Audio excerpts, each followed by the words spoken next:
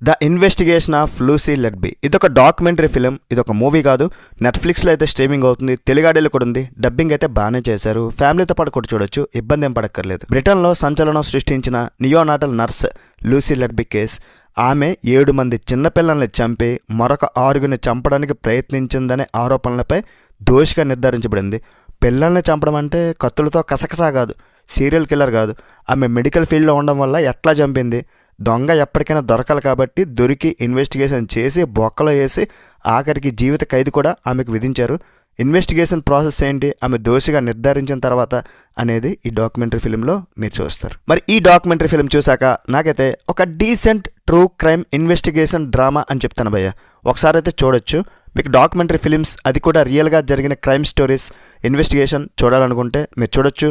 లేదా ఈ ఇష్యూ మీకు ఆల్రెడీ తెలుసుంటే, అండ్ ఆల్సో డాక్యుమెంటరీ ఫిలిమ్స్ అంటే చాలామందికి ఇష్టం ఉండదు, వాళ్ళకి కొంచెం కష్టంగా ఉంటుంది. ఓవరాల్ పర్లేదు, కానీ 7 పిల్లల్ని చంపిందంటే, ఇంకా చాలామందిని చంపడానికి ట్రై చేసిందంటే ఇది మనిషి రూపంలో ఉన్న రాకసి. కానీ కేసులో మెడికల్ డౌట్స్, ఆమె నిర్దేశం చెప్పే యాంగిల్ గురించి పూర్తిగా తెలుసుకోవాలంటే మాత్రం ఇది సరిపోలేదు అనిపించింది. ఆల్సో ఎమోషనల్ అండ్ ఒక డ్రామాటిక్ డాక్యుమెంటరీ అని చెప్తాను. ఇందులో లూసీ లెడ్బీని పోలీసులు అరెస్ట్ చేస్తున్నప్పుడు వీడియోస్ కానీ ఇంట్రాగేషన్ ఫుటేజ్ అవి చూపిస్తారు. అండ్ ఆల్సో బెడ్రూమ్, ఇల్లు వంటి ప్లేసెస్ కూడా ఇందులో చూడొచ్చు. ఈ కేసును ఇన్వెస్టిగేషన్ చేసిన డిటెక్టివ్స్, పోలీసులు ఈ కేసును ఎలా నిర్మించారు, చిన్న చిన్న ఆధారాలు అంటే షిఫ్ట్ చార్ట్స్, డైరీలో రాసుకున్న ఐ ఆమ్ ఈవిల్ వంటి నోట్స్ ఎలా సేకరించారు, ఈ ఘటనల్లో బాధితులైన ఒకరిద్దరు తల్లిదండ్రుల ఇంటర్వ్యూలు ఇవైతే ఉన్నాయి. వారి బాధను ఇందులో చాలా బాగా చూపించారు. కొంతమంది డాక్టర్స్ అండ్ లాయర్స్ ఈ కేసులో తీర్పుపై సందేహాలు వ్యక్తం చేయడం. డాక్యుమెంటరీ మేకింగ్ కూడా చాలా బాగుంది. కేసు తెలియని వారికి కూడా అర్థమయ్యేలా స్క్రీన్ ప్లే అయితే రాసుకున్నారు. కేసు స్టార్ట్ అయినప్పటి నుండి తీర్పు వచ్చే వరకు ఏ జరిగాయో ఆర్డర్లో చూపించారనమాట.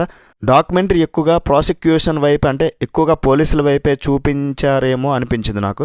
అండ్ ఆల్సో లూసీ లెడ్బీ అమాయకురాలను వాదించే సైంటిఫిక్ ఆధారాలు ఇందులో డీప్గా డిస్కస్ చేయలేదేమో అనిపించింది. అండ్ లూసీ లెడ్బీ తల్లిదండ్రులు ఈ డాక్యుమెంటరీపై చాలా కోప్పడ్డారంట. వాళ్ళ అనుమతి లేకుండా ఆ ఇంటిని కానీ, అరెస్ట్ చేసిన ఫుటేజ్ని కానీ చూపించి తమ ప్రైవసీని దెబ్బతీశారని కూడా ఆరోపించారు వాళ్ళు. ఈ కేసును ఇప్పటికే ఫాలో అవుతున్న వారికి ఇందులో పెద్దగా కొత్త విషయాలు ఏమీ చూడకపోవచ్చు, తెలిసి ఉంటుంది కాబట్టి. అండ్ అరెస్ట్ వీడియోలు తప్ప ఇందులో కొత్తగా చూడడానికి ఏమీ లేదు వాళ్ళకైతే. మరి ఫైనల్గా ఏం చెప్తున్నాను, మీరు క్రైమ్ డాక్యుమెంటరీలు ఇష్టమైతే, ట్రూ క్రైమ్ ఇష్టపడితే, వారికి లూసీ లెడ్బీ కేసు గురించి తెలుసుకోవాలనుకుంటే ఈ డాక్యుమెంటరీని తప్పక చూడొచ్చు. మిగతా వాళ్ళకి అంటే ఫిలిమ్స్లా ఉంటుంది అనుకుంటే మాత్రం కొంచెం కష్టం. అండ్ ఆల్సో ప్రొడక్షన్ వాల్యూస్ ఇవన్నీ కూడా, యాక్టర్స్ పర్ఫార్మెన్సెస్ ఇందులో చెప్పడానికి కూడా ఏం లేవు డాక్యుమెంటరీ ఫిలిం కాబట్టి.